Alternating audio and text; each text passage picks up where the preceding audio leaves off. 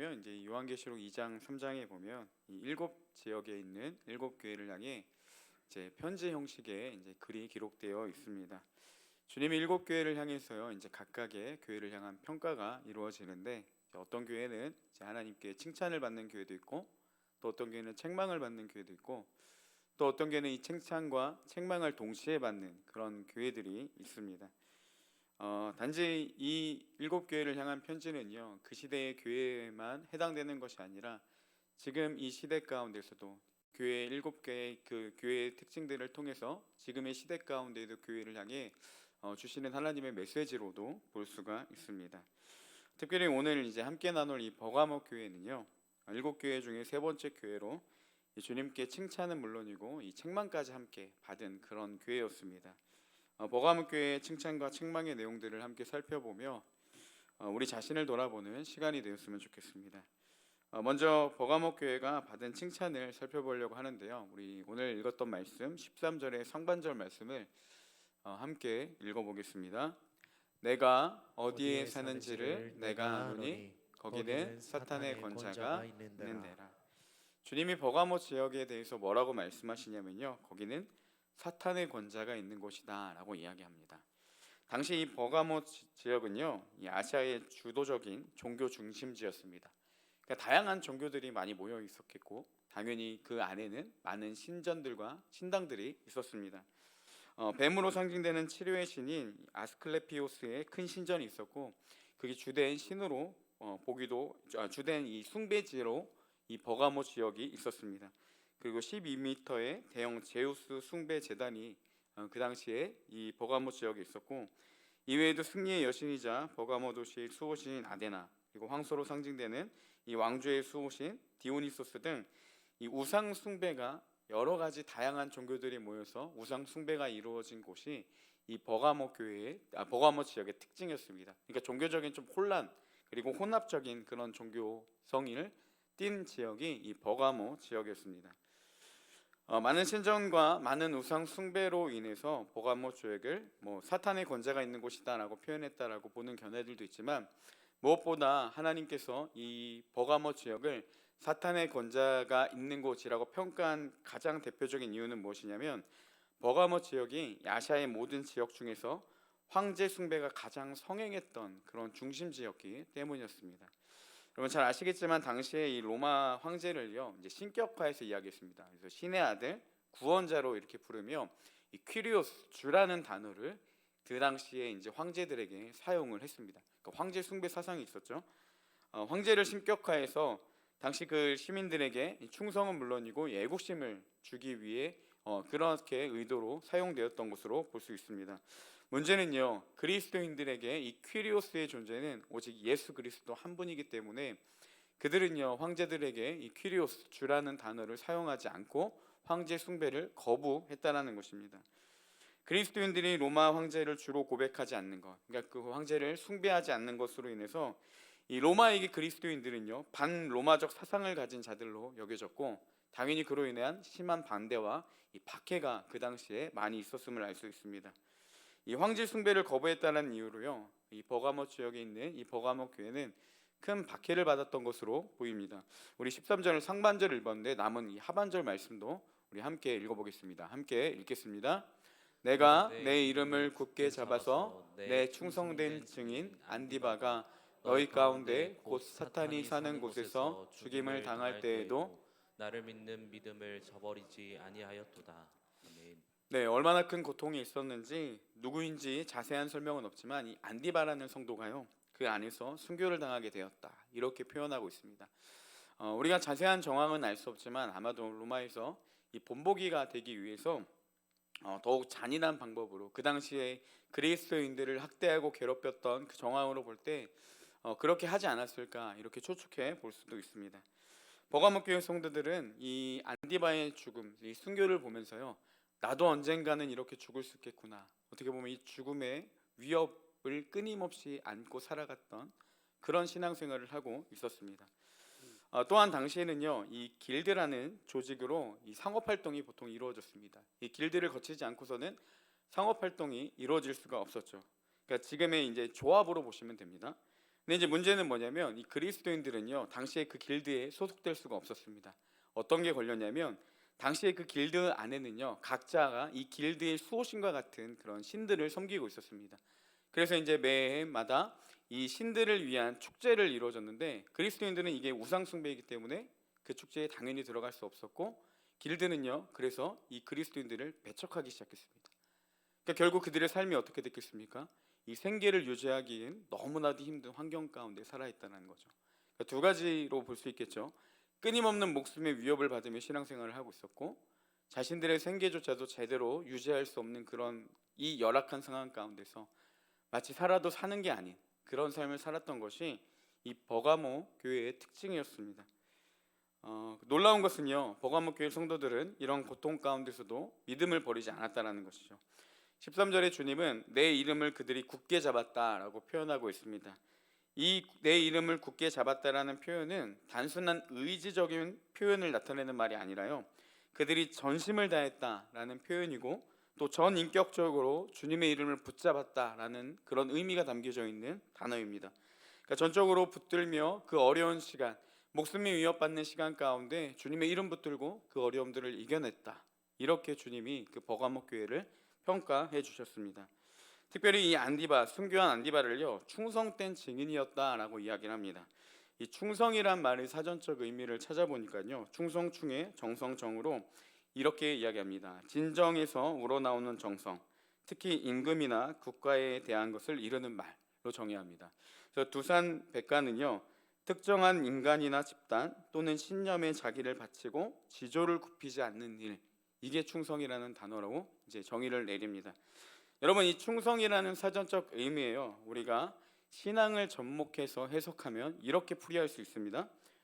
종교적 행위가 아닌 진심으로 정성을 당하는 행위가 이 충성이고 하나님을 향한 신념에 자신을 바치고 지조를 굽히지 않는 것, 이것이 하나님을 향한 충성이다라고도 볼 수 있습니다. 여러분 한편으로 정말 멋진 표현 아니겠습니까? 하나님을 향한 신념에 자신을 바치고 이 신앙에 지조를 굽히지 않는 것, 이것이 그리스도인의 충성을 다한 그리스도인의 모습이라고도 볼 수 있다는 거죠. 마치 버가모 교회의 모습이 이랬습니다. 내가 목숨은 빼앗길지라도 이 신앙의 지조만은 지키겠다. 그렇게 하나님 앞에 믿음을 결단하고 끊임없이 이 믿음을 포기하지 않는 교회, 그 교회가 바로 이 버가모 교회였습니다. 말씀을 묵상하면서 한 인물이 떠올랐습니다. 여러분 이 믿음의 정조를 지켰던 그 인물이요 사도행전 6장 7장에도 나오는데 바로 스데반이라는 사람이었습니다. 스데반은 6장 3절에서도 5절에서도 그가 성령과 지혜가 충만한 사람이다 이렇게 이야기를 해줍니다. 그는 예수 그리스도의 증인다운 모습을 보여주는 어떻게 보면 대표적인 사람으로도 볼 수 있습니다. 먼저 7명의 사람으로 선택을 받은 후에 이 스데반의 사역이 그 이후로 나타나는데요 스데반을 통해서 큰 기사와 표적이 나타났다라고 성경에 기록되어 있습니다.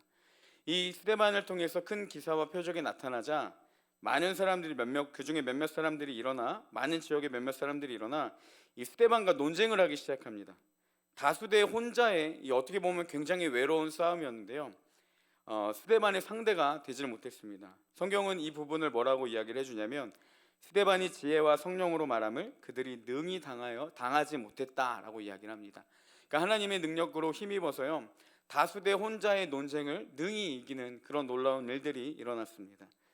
이 논쟁에 패한 사람들은요 여기서 굴복하지 않습니다. 이제 자신들이 지혜로 안 되자 말로 안 되니까요 사람들을 매수하기 시작합니다. 그래서 뭐라고 이야기를 하냐, 스데반이 모세와 하나님을 모독하는 말을 하는 것을 우리가 들었다, 이렇게 거짓 선동을 일으킵니다.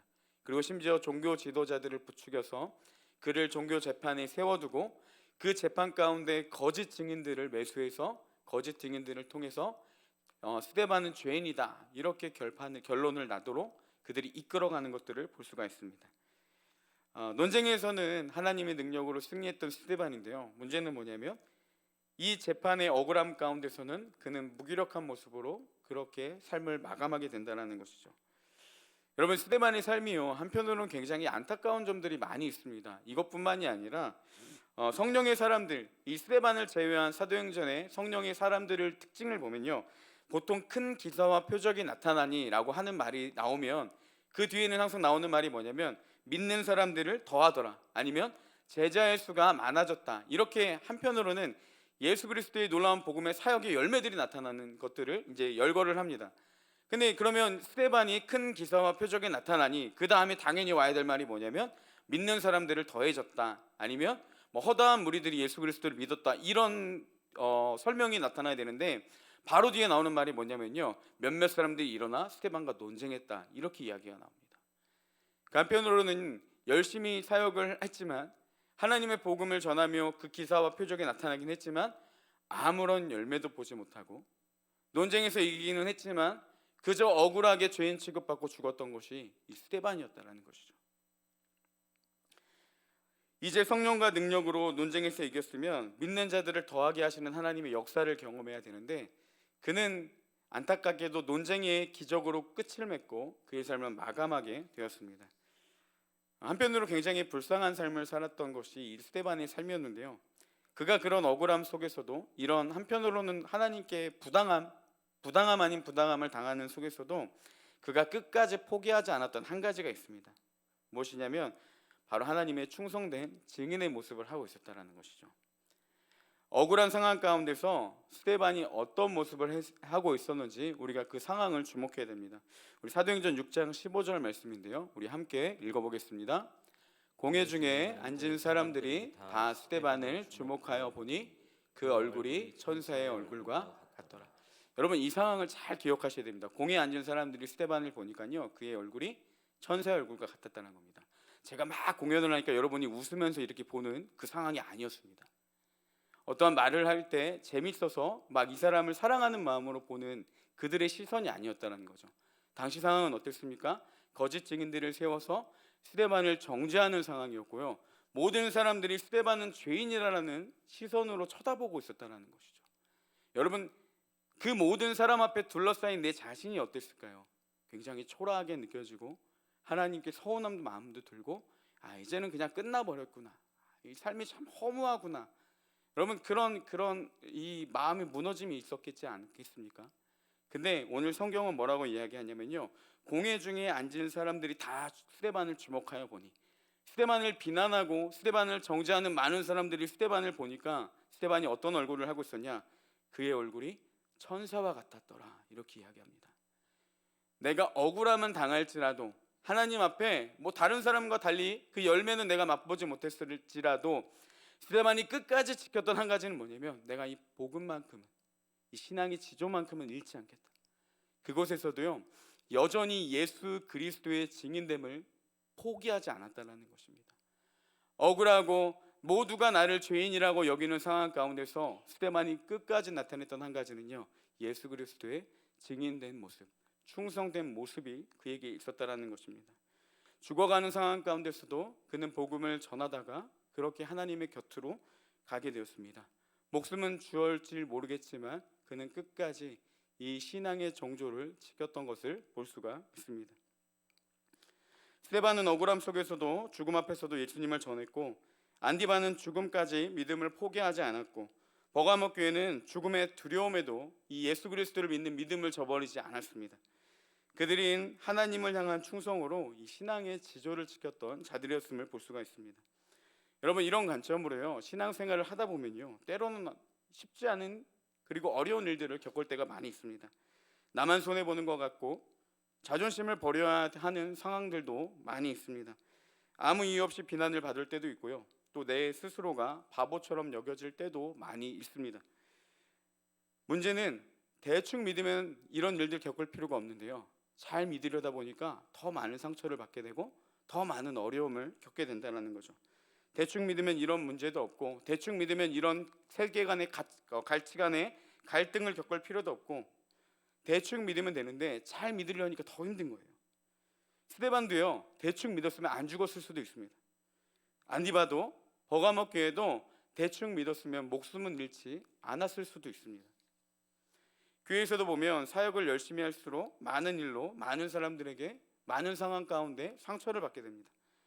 여러분, 사람을 상대하는 게 쉽지 않은 것처럼 교회 안에서도요, 사람과 사람과의 관계를 맺다 보면 이 어려움들이 많이 올 때가 있습니다. 그런데 더 이상한 건요, 그리스도인들이 정말 희한한 것이 상처를 받는 걸 뻔히 알면서도 거기서 죽어라 헌신하는 사람들이 있다라는 것입니다. 대충 믿으면 상처 안 받고요, 대충 믿으면 고난 받지 않는데 그럼에도 불구하고 열심히 믿겠다고 발버둥 치는 자들이 있다라는 것이죠. 한편으로 이렇게 느껴지지 않습니까? 여러분, 도대체 왜 이런 멍청한 일들을 우리가 하고 있냐라는 것이죠. 멍청하게 보일지라도 우리가 그렇게 하나님 앞에 헌신하는 이유 한 가지는 말로는 다 설명할 수 없고 때로는 논리적으로 다 우리가 표현할 수는 없지만 그보다 더 큰 행복이 우리 가운데 있기 때문이라는 것이죠. 고난도 감수할 만큼의 큰 은혜와 감격이 있기 때문에 그 고난이 고난으로 여겨지지 않고 하나님의 앞에 더 헌신되게 나아갈 수 있는 힘이 그것으로부터 온다라는 사실입니다. 말씀을 묵상하며 좀 삶을 돌아봤습니다. 제가 처음에 이제 목회자의 길을 걷겠다라고, 사역을 하겠다라고 어머니께 이야기를 했더니 그 어려운 길을 왜 가냐며 반대를 하셨습니다. 그래도 하나님의 부르심이라 여기고 지금까지 오고 있었는데 어머니가 왜 반대를 하셨는지 지금은 조금 이해를 할 것 같습니다. 근데 뭐 여러분, 뭐 모든 일들이 다 그렇지 않겠습니까? 어떻게 내가 하고 싶은 대로 다 하고 어떻게 좋은 일만 있겠습니까? 살다 보면 어려운 일도 있고, 그러니까 목회자이기 때문에는 아니고요, 그러니까 목회자로서의 받는 어려움이 있을 뿐입니다. 모두가 다 그렇겠지만 이 길을 가면서도 좀 목회자이기 때문에 받는 속상한 일도 많이 있었죠. 속상한 일만 있으면 진작에 그만뒀을 것 같은데요, 지금까지 하는 것 보면, 그리고 삶을 돌아보면 속상한 것보다는 행복한 일들이 더 많이 있었기 때문에 지금까지 이렇게 목사로 사역을 하고 있습니다. 그 중에 좀 한 가지 이야기를 오늘 나누려고 하는데, 이 마음에 걸렸던 것 중에 하나가 자녀에 대한 부분이었습니다. 제게 10살짜리 이제 아들이 한 명 있는데요, 모든 부모님들이 다 그럴 겁니다. 아마 자녀를 볼 때마다 내가 더 해주지 못해서, 내가 더 이렇게 뭐 챙겨주지 못해서 늘 미안한 마음이 있지 않겠습니까? 저도 뭐 똑같습니다. 그러니까 뭐 여러분들이 다양한 이유로 이제 자녀에게 미안한 마음이 있는 것처럼 저도 이 목사이기 때문에 자녀에게 미안한 마음이 있습니다.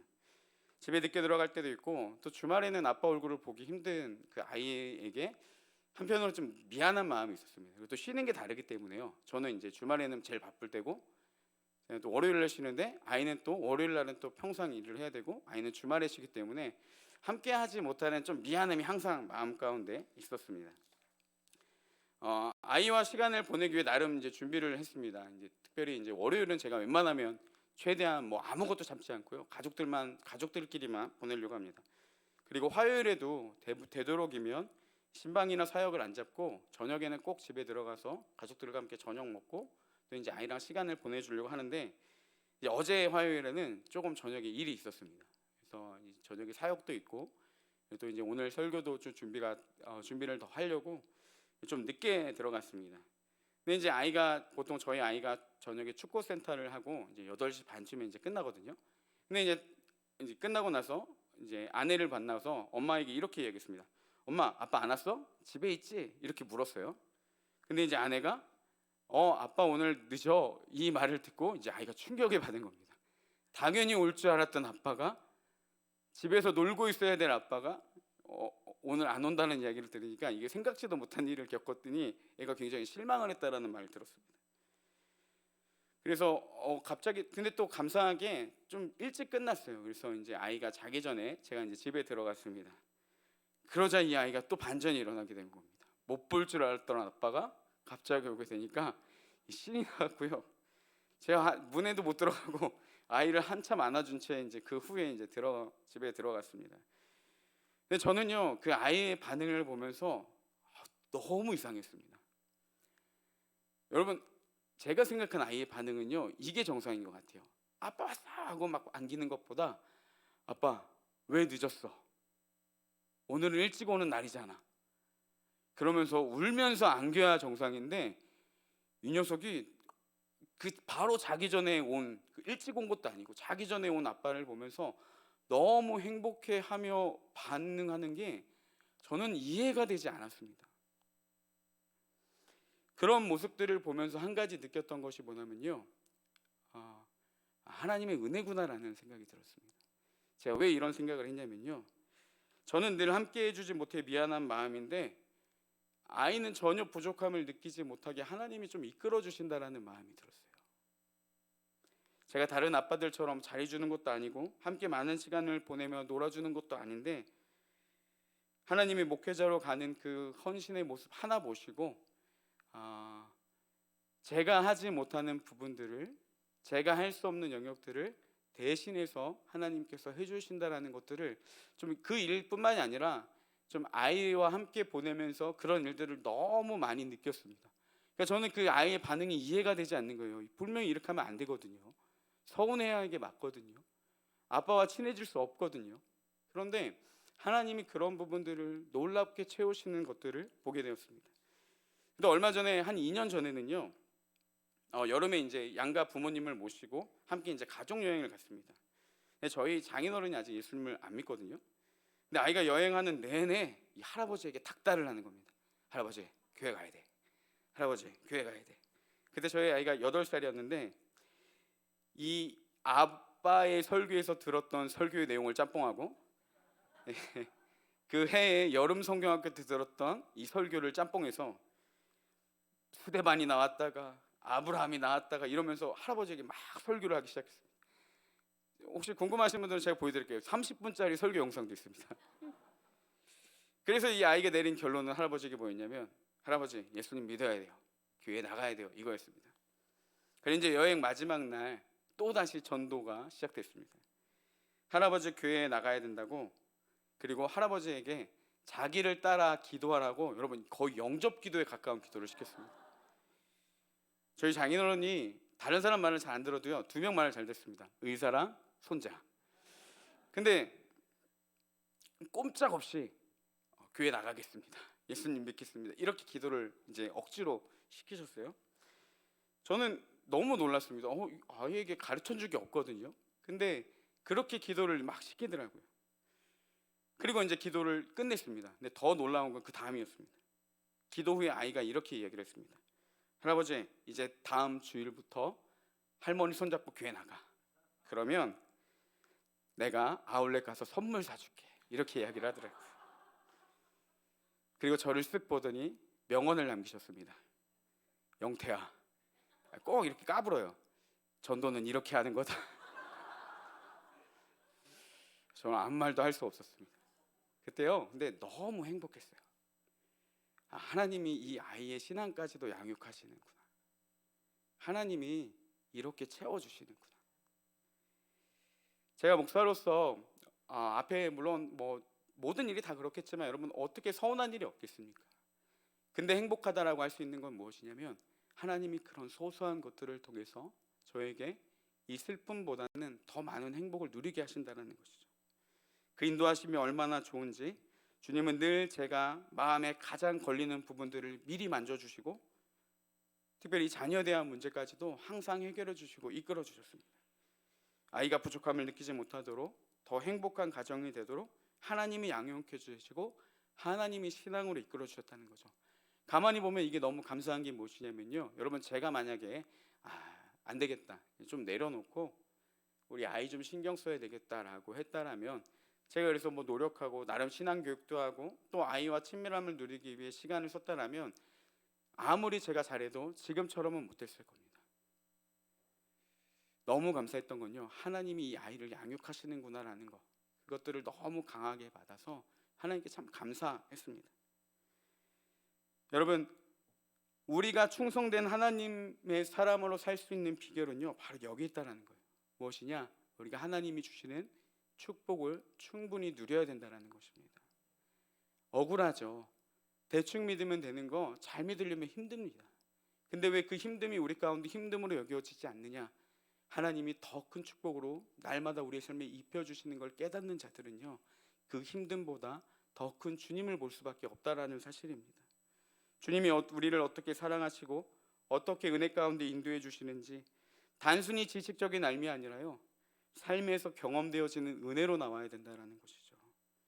안디바가 죽기까지 믿음을 버리지 않았던 것, 버가목 교회가 죽음의 위협 가운데서도 예수 그리스도를 믿는 이 신앙의 지조를 끝까지 지켰던 이유는 그들이 어떠한 특별한 믿음과 아니면 특별한 상황과 뭐 특별한 그 은혜, 특별한 그런 사건이 있어서가 아니라요, 하나님이 그들 가운데 채우신 은혜가 있었기 때문에, 그들이 그 고통보다도 더 큰 기쁨이 있었기 때문에 그들이 그 어려움들을 이겨낼 수 있었다라는 사실입니다.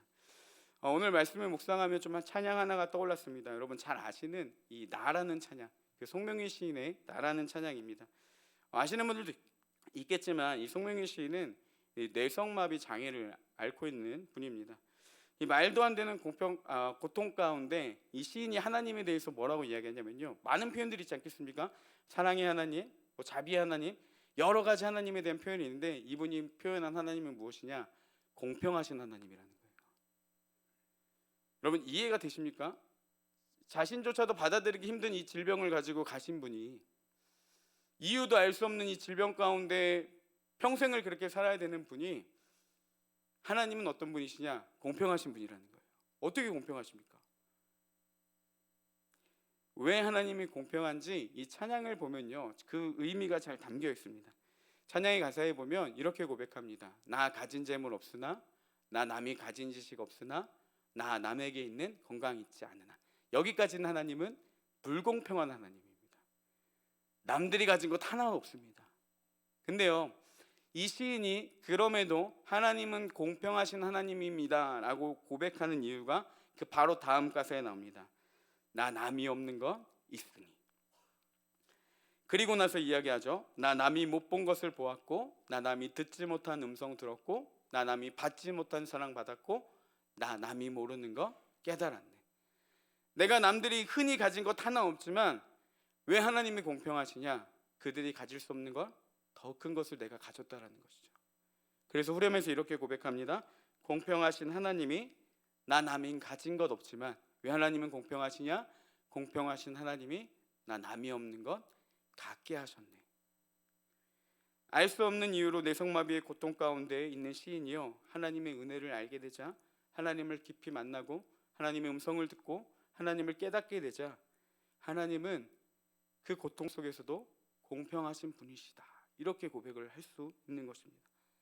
단순히 어떠한 그 자신의 질병을 받아들였기 때문에 하는 그 포기의 자세가 아니라요, 더 큰 것을 누렸기 때문에 그가 할 수 있는 고백이었다는 것이죠. 여러분, 하나님의 은혜가 이와 같습니다. 어떤 고통의 순간이든 어떤 괴로움의 순간이든 모두 다 떨쳐버릴 수 있도록 크게 우리 가운데 역사하시는 그 하나님의 은혜, 그것이 우리가 충성된 삶을 살아갈 수 있는 가장 큰 비결이라는 사실입니다. 오직 하나님의 은혜와 사랑을 아는 자가 하나님의 충성된 사람으로 나아갈 수 있습니다. 하나님의 사랑이 우리가 겪는 모든 고통을 덮고도 남기 때문이죠. 주님의 은혜를 깊이 알고 경험하는 우리 온사랑교회가 되기를 주님의 이름으로 축복합니다. 근데 말씀을 보면서요, 조금 이상한 한 가지 있었습니다. 우리 13절 말씀을 한 번 더 같이 읽어보겠습니다. 우리 함께 읽겠습니다. 내가 어디에 사는지를 내가 아노니 거기는 사탄의 권자가 있는 데라. 내가 내 이름을 굳게 잡아서 내 충성된 증인 안디바가 너희 가운데 곧 사탄이 사는 곳에서 죽임을 당할 때에도 나를 믿는 믿음을 저버리지 아니하였도다. 네, 하나님은 안디바를 충성된 증인이라 여기시며 칭찬하십니다. 그리고 버가모 교회도 너희들이 믿음을 지키지 끝까지 저버리지 않고 지켰다라는 걸 칭찬하세요. 근데 조금 다른 게 하나 있습니다.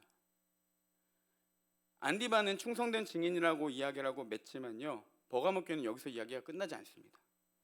저는 계속해서 마음에 걸렸던 한 가지가 뭐냐면, 안디바에게는 충성된 증인이었다라는 표현이 있는데 버가모 교회는 그 표현이 없습니다. 목숨을 아끼지 않고 믿음을 지켰던 교회임에도요, 하나님은요 그들을 향해 이제 이 칭찬 외에는 책망을 이어가시죠. 특별히 우리 16절 말씀도 한번 읽어보겠습니다. 함께 읽겠습니다. 그러므로 회개하라. 그리하지 아니하며 내가 내게 속히 가서 내 입의 검으로 그들과 싸우리라. 이해되지 않지 않습니까? 여러분, 목숨이 위협받는 상황 가운데서 믿음을 지켰던 교회를 향해서 하나님 뭐라고 말씀하시냐면, 이 최종적 심판을 걷고 계신 주님께서 너희가 회개하지 않으면 내가 너희를 심판하겠다, 이렇게 말씀을 하시는 거예요. 17절도 우리 함께 보겠습니다. 함께 읽겠습니다. 귀 있는 자는 성령이 교회들에게 하시는 말씀을 들을지어다. 이기는 그에게는 내가 감추었던 만나를 주고 또 흰 돌을 줄 터인데 그 돌 위에 새 이름을 기록한 것이 있나니 받는 자 밖에는 그 이름을 알 사람이 없느니라. 성령이 교회를 향해 뭐라고 말씀하시냐? 들으라, 순종하라.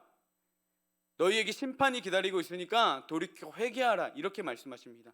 이기는 그에게는 생명의 은혜가 있지만 너희들이 돌이켜 회개하지 않으면 심판이 기다리고 있다. 무서운 선언을 하고 계시는 거예요.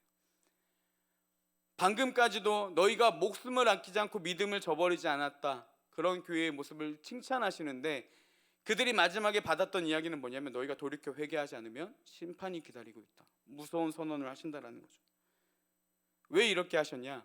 14절, 15절이 그 이유가 담겨져 있습니다. 우리 조금 길지만 한 번 더 같이 읽어보겠습니다. 그러나 내게 두어 가지 책망할 것이 있나니 거기 내게 발람의 교훈을 지키는 자들이 있도다. 발람이 발락을 가르쳐 이스라엘 자손 앞에 걸림돌을 놓아 우상의 제물을 먹게 하였고 또 행음하게 하였느니라. 이와 같이 내게도 니골라 당의 교훈을 지키는 자들이 있도다. 버가모 교회의 문제가 뭐였냐면요, 이 거짓 가르침을 따르는 자들이 있었다는 겁니다. 교회 안에 이단의 행위가 있는데 문제는 교회가 그것을 묵인했다. 이거를 책망하고 계시다라는 거죠. 한편으로는 이렇게 생각할 수도 있습니다. 어떻게 목숨을 버리기까지 믿음을 지켰던 교회가 그런 것들을 받아들일 수가 있을까라고 생각할 수도 있겠지만요. 여러분, 한편으로 버가모 교회의 상황을 보면 충분히 공감되는 상황이었습니다. 우리가 좀 생각해봤으면 좋겠습니다. 여러분, 교회 안에 일부의 잘못된 가르침을 가르치는 사람들이 있었습니다. 근데 그들에게 누군가가 감히 가서요, 야, 너 이거 잘못된 거야 라고 이야기할 수 있는 상황이 아니었다는 거죠. 왜냐하면 여러분, 그런 경우 아니겠습니까? 내가 어떻게든 예수님 믿고 이 목숨이 위협받는 상황 가운데서 진짜 이 끈이 끊어질 정도의 그 작은 소망 하나 가지고 살아가는 사람들에게, 야, 너 잘못된 신앙을 가지고 있어, 그렇게 이야기하면 상처받고 떠날까 봐 두렵지 않겠습니까? 그리고 그들에게 더 무거운 짐을 주는 게 아닐까요? 그러니까 이 교회는요, 쉽게 그렇게 얘기를 할 수가 없었다는 거예요. 오히려 이렇게 생각을 했겠죠. 그래도 하나님의 사랑으로 그들을 품어야지. 그들이 비록 잘못된 가르침을 가르치고 있지만 그래도 하나님의 사랑으로 품어야지. 목숨 걸고 신앙생활을 하고 있는데 그래도. 근데 주님은 그런 교회를 향해 분명하게 말씀하십니다. 돌이켜라, 회개하라. 그렇지 않으면 심판이 기다리고 있다. 이 백석대학교 이우재 교수님은요, 이 부분을 이렇게 말씀해 주셨습니다. 사랑이라는 미명 아래 잘못된 가르침을 용인한 것이 문제의 발단이었다. 뭐라고 이야기하냐면요, 교회가 사랑이라는 말로 거짓된 가르침을 용인한 게 이 버가모 교회의 문제였다는 겁니다. 그리고 그들은 성경이 말하는 사랑은 모든 것을 주님의 이름으로 받아들이는 것이 아니라 하나님의 말씀을 떠난 거짓된 가르침을 미워하는 것이라는 점을 망각했다. 그러니까 이 말입니다.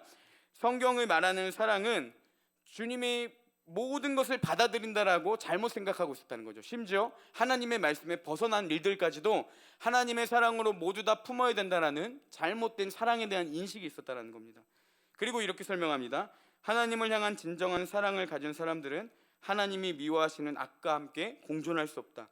사랑이라는 이름으로 하나님 말씀의 기준이 자꾸만 모호해지는 시대 가운데 주님은 교회가 끝까지 타협하지 않는 신앙으로 진리를 고수하기를 원하신다 하는 겁니다. 이들의 문제가 무엇입니까? 교회가 사랑을 잘못 적용한 데 문제였다는 거죠.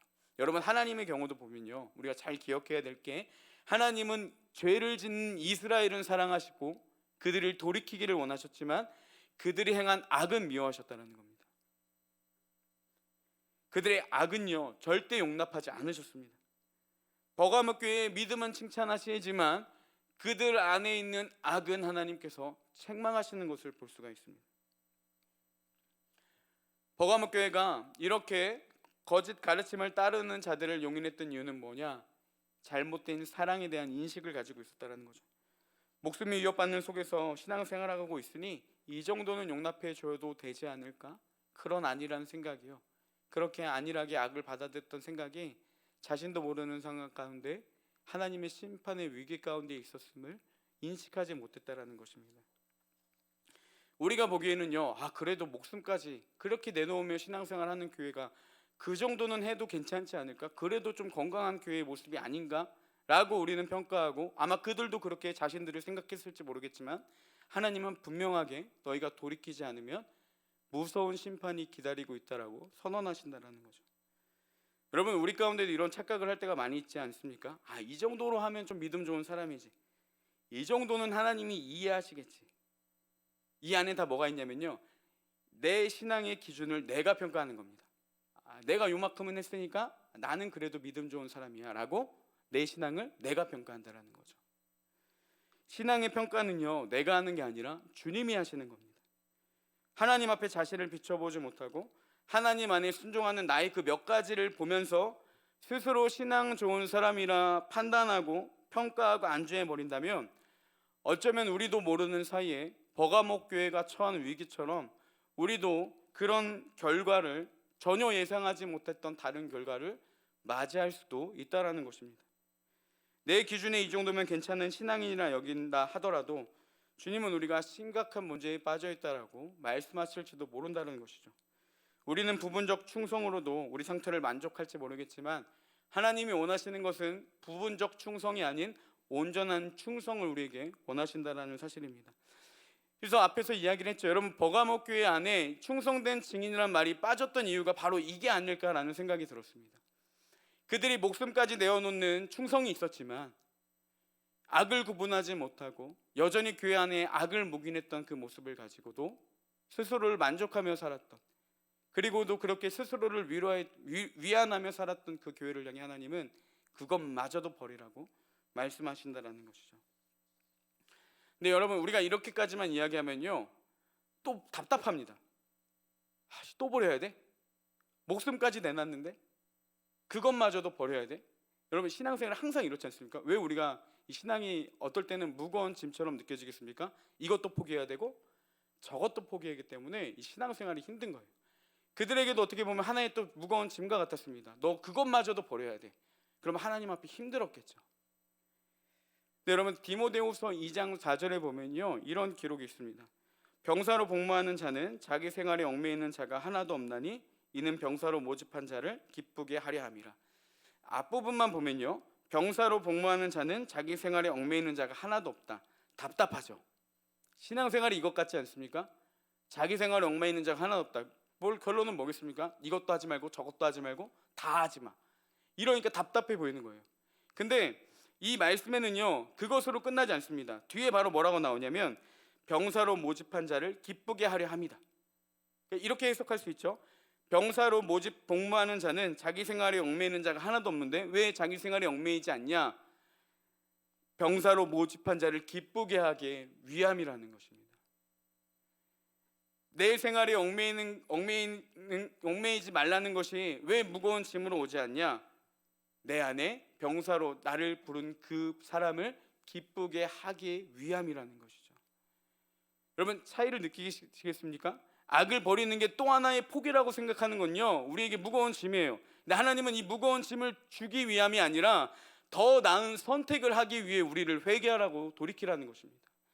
회개가요, 잘못을 고하고 또 어떠한 우리의 그런 욕망을 내려놓고 다른 어떠한 것을 포기해야 된다고 생각하니까 회개가 싫은 거예요. 무거운 겁니다. 답답한 거예요. 하나님은 고지식한 분이시고 이것마저도 막으시는 답답하신 분이세요.